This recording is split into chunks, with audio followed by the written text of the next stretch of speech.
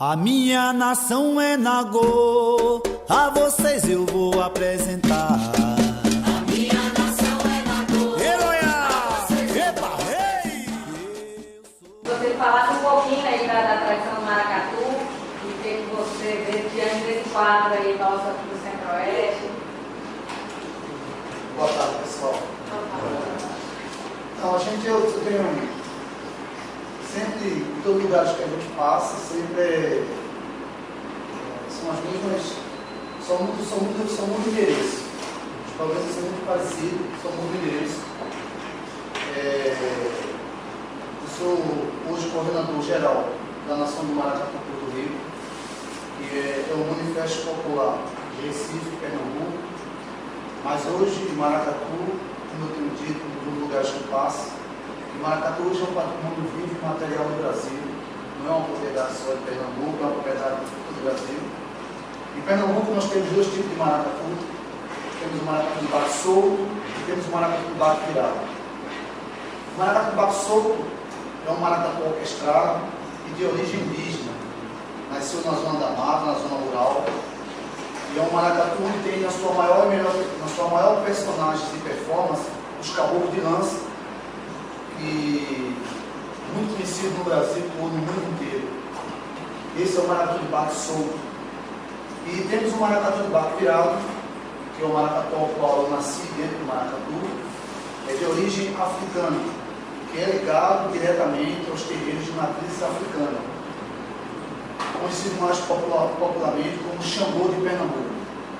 E na Bahia, Rio e outros estados, Candomblé, Macumba, etc.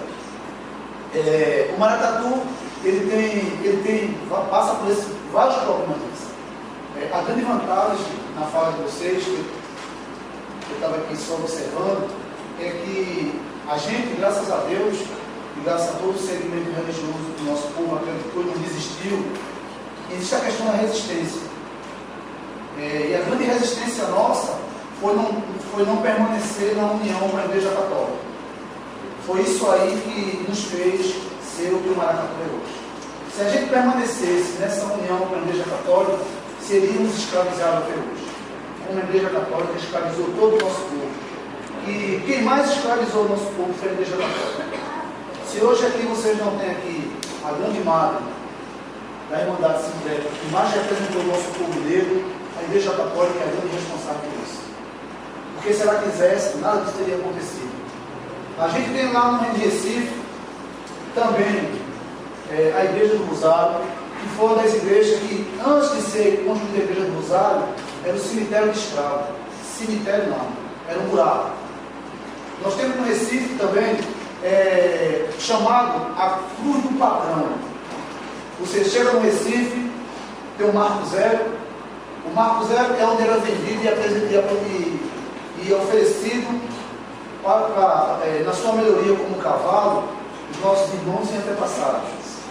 Mas aqueles que vinham doentes, ou que morriam no meio da viagem, passavam com uma embarcação menor, que era chamada de barqueiro, e eram jogados num buraco, em um local que hoje ainda continua do mesmo jeito, que chamava assim, tratado pelo nosso povo como a Cruz do Patrão.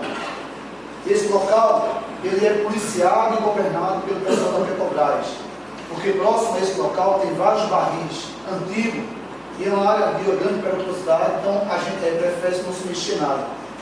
Vários governos já passaram, tentaram fazer desse local um local de visitação, mas o acesso passa por alguns tanques de petróleo, etc. Então, assim, é proibido, mas para pesquisa, para historiador, eu sou historiador, esse lugar estava aberto para todo mundo conhecer, quase 200 metros quadrados onde você vai encontrar esqueletos, ossos e etc, do nosso povo.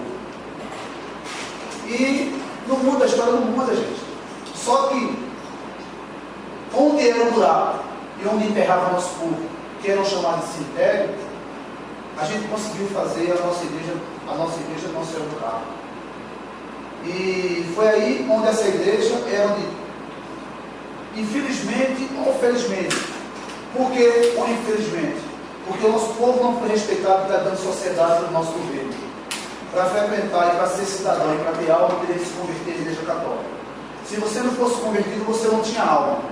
E o negro, para ter alma, primeiro tem que ter nome de cidadão, nome humano, porque o nome, exemplo, se você chega e meu nome é algum Edé, ou meu nome é Guitebá, isso não é nome de gente, isso é nome de bicho.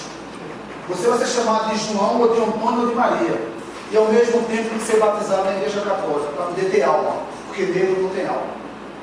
E a igreja católica conseguiu trazer o nosso povo dessa lacuna de vida. Infelizmente era a única vida que o nosso povo podia ter para poder dizer assim, mesmo eu não aceitando todos esses dogmas, que é a mesma coisa fizeram com o nosso povo indígena, mas eu estou vivo. E essa igreja era a única igreja que o nosso povo podia frequentar. Toda essa irmandade ela foi muito boa para o nosso povo.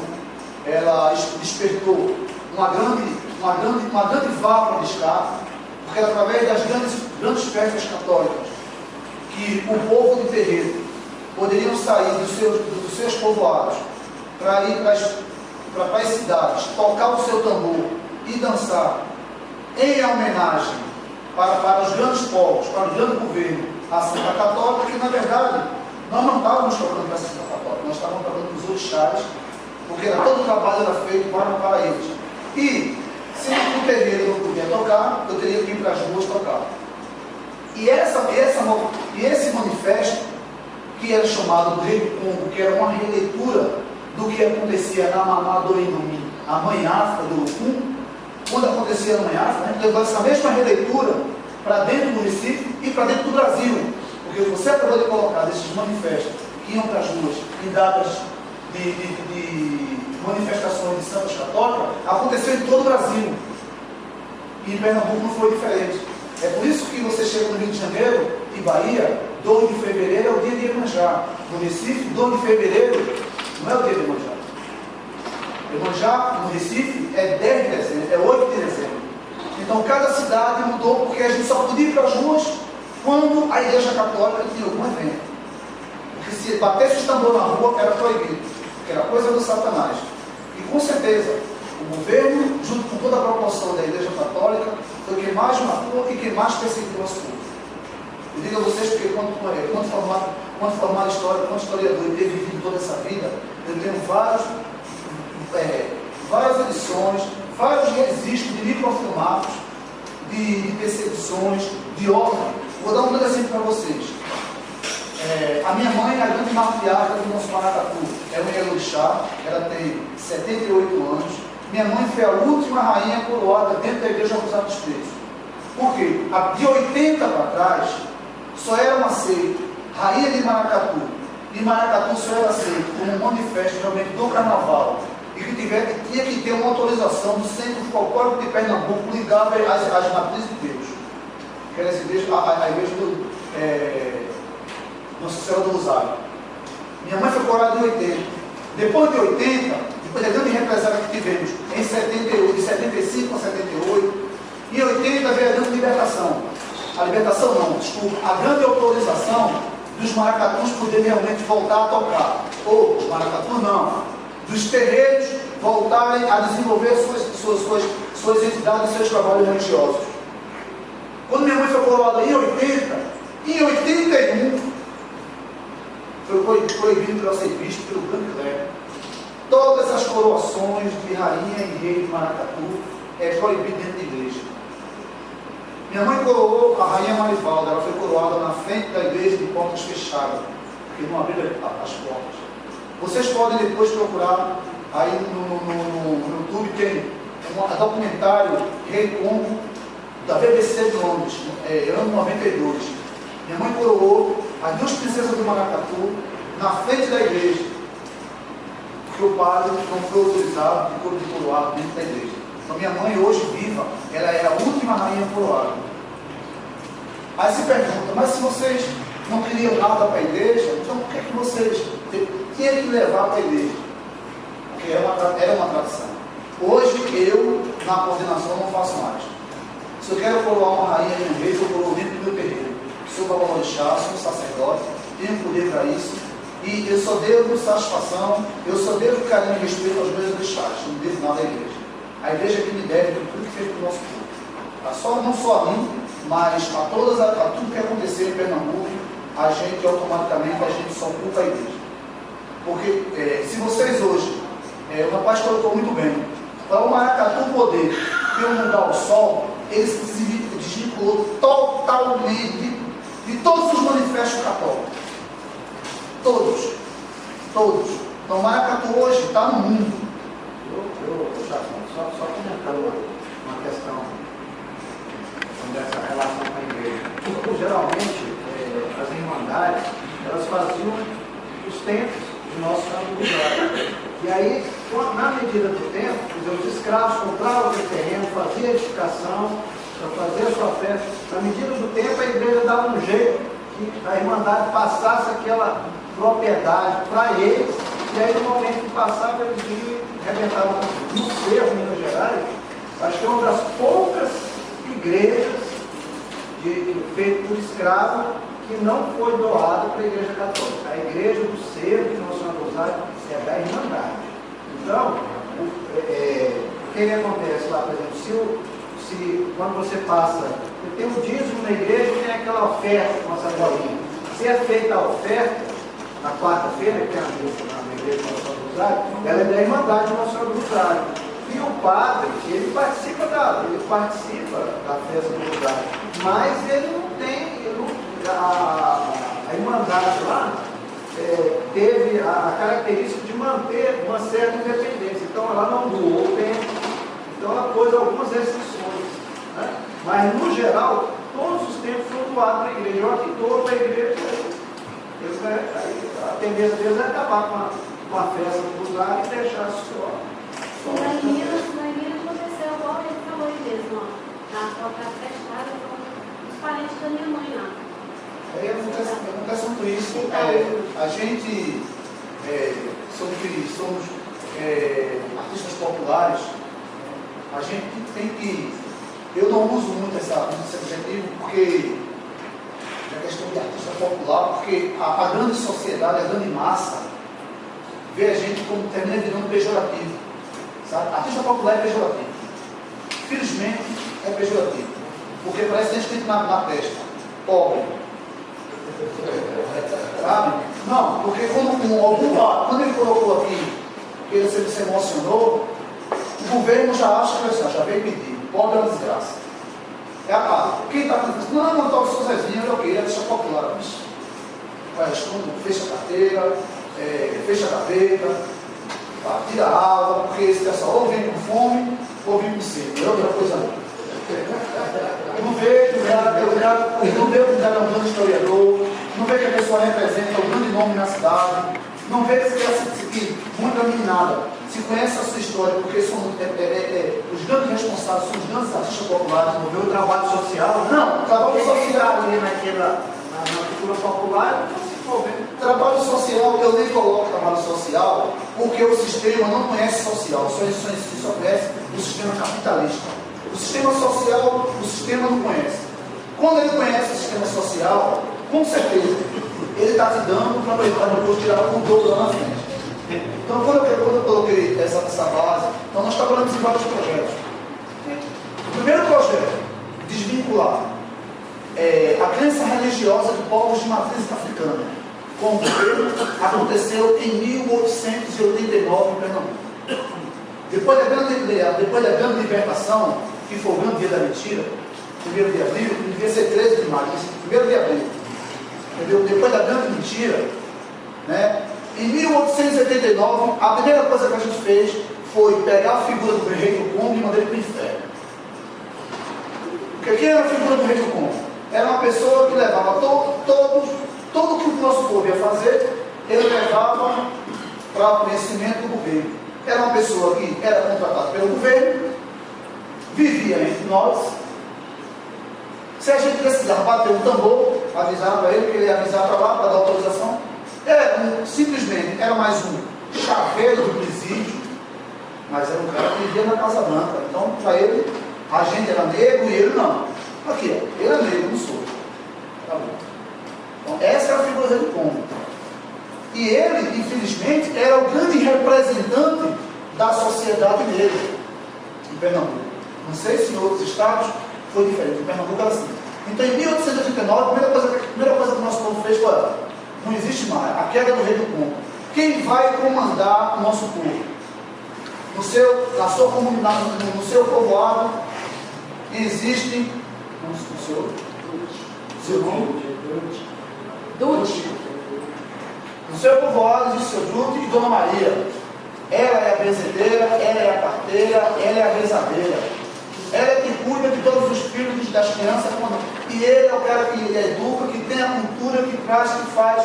E é o babá da casa e ela é a Iá. Eles vão comandar a nossa comunidade. Porque eles já fazem isso. Quem comanda de verdade a história são eles. Não é o rei do Congo que tem um trabalho de leve trás com o governo. Então, as nossas comunidades passaram a ser representadas, passaram a ser realmente por quem fazia a história, que eram as Ilalorixás e os Babalorixás, os pais de santos e as mães de santos.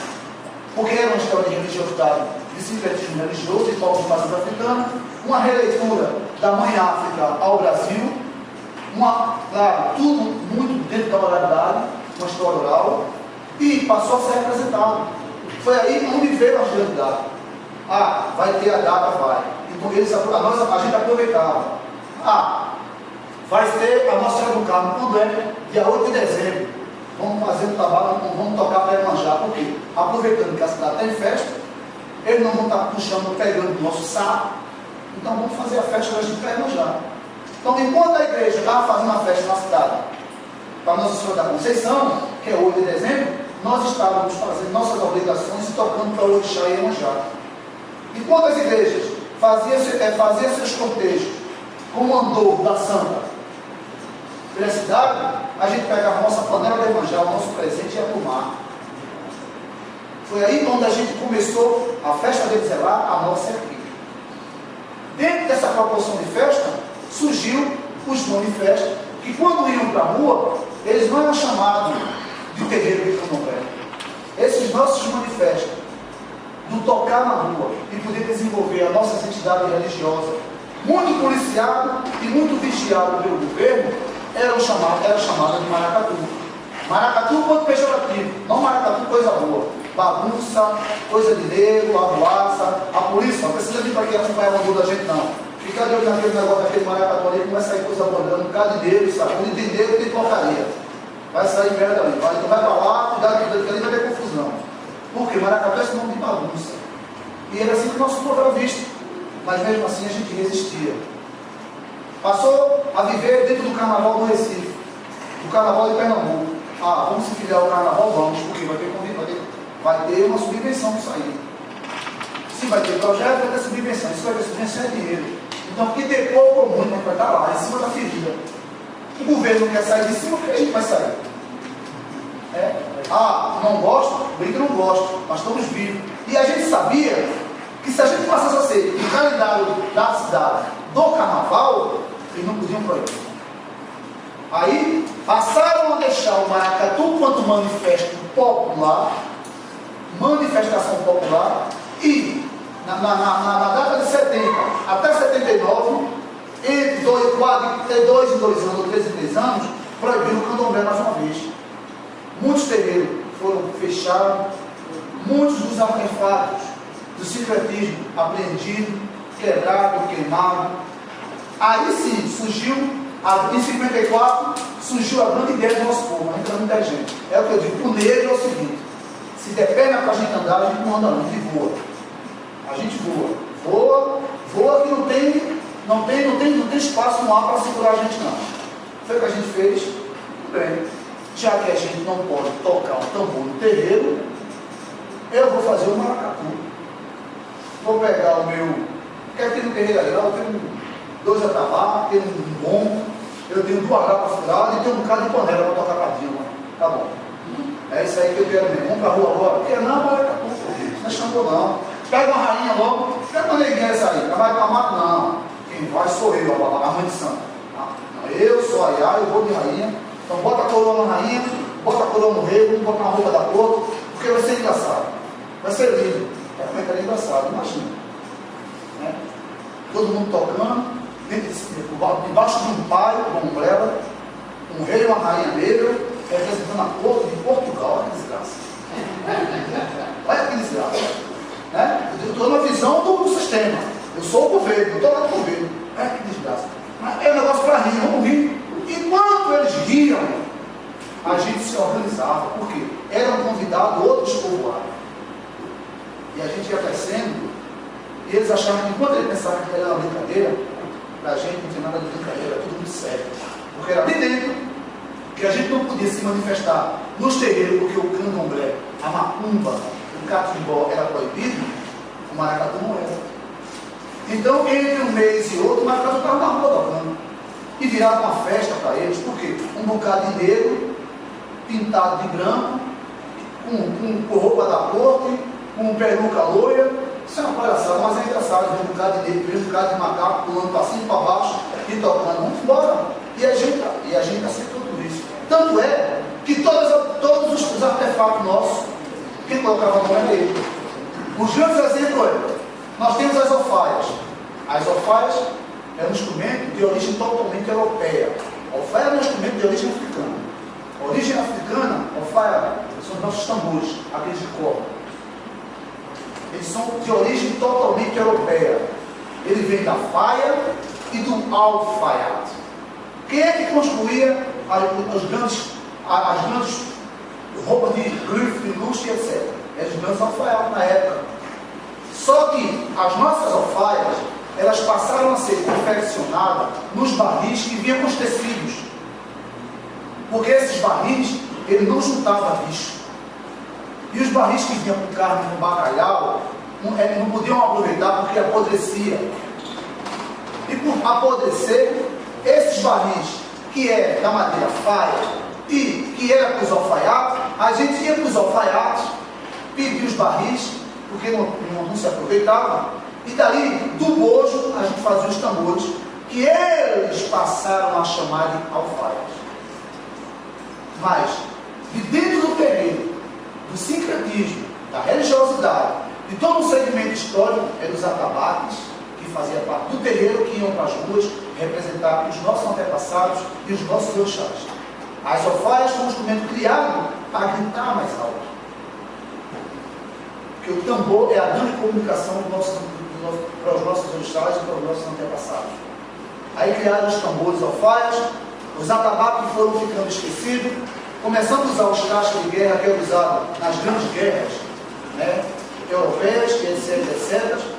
E aí formando o gongueiro, o gano, já existia no terreiro, então era usado. Então, e um instrumento esse, que era o mais gritante, chamava-se corneta de frango, que era que o mestre usava no lugar do apito. Ele usava uma corneta de frango para que o maracatu pudesse ouvir o que ele estava cantando. Então, essa foi uma das grandes saídas do nosso povo. E o maracatu, ele não é só tomado no batuque. Existe rei, rainha, corte, existe soldado romano, existe um lanceiro, existe todo baiana rica, baiana de chitão, convidado da corte. Então, esse ano, o Porto Rico, nós somos o maracatu centenário, somos de 1916, formamos esse ano, nós tivemos 840 e poucos componentes. Só batuqueiro foi 210. Só batuqueiro foi 210. Tem uma coisa que vocês colocaram aqui, mestres, assim, eu fico muito triste, porque graças a Deus, graças a todos os meus orixás, a gente consegue trazer os nossos netos, os nossos filhos, as nossas companheiras, né, e principalmente a nossa comunidade, pelo trabalho social, né, que a gente abraça e a gente consegue, que não é fácil, para dentro do maracatu. A gente consegue tanto que a gente consegue trazer vocês para dentro do maracatu. Estão tão longe. Isso aí não é fácil. Não é fácil. Tudo foi um trabalho. A gente precisa andar com nossas próprias pernas.